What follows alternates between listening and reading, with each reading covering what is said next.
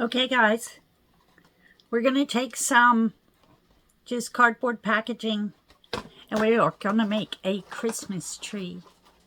It should be quick and easy. I got an idea and I think it's going to work, but we're fixing to find out together. Let's get started. Okay, I'm just starting off by tearing the cardboard apart at the seams in strips. And then I'm going to take each strip and tear it into squares. And you see I have little piles where I'm sorting them by size for threading on my skewer. And then after I've got them in squares, I'm going back and tearing them diagonal to make basically a triangle.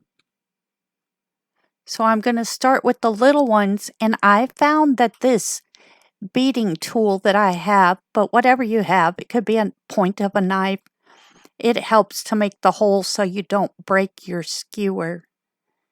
And you're just going to start with the small ones first, slide it up till you think you have enough of those, then go to the next size on down. And I didn't put mine all the way close together because I wanted it kind of to look like a natural Christmas tree. Also, if you plan to decorate it, you want to have the space in between. Okay, here we go.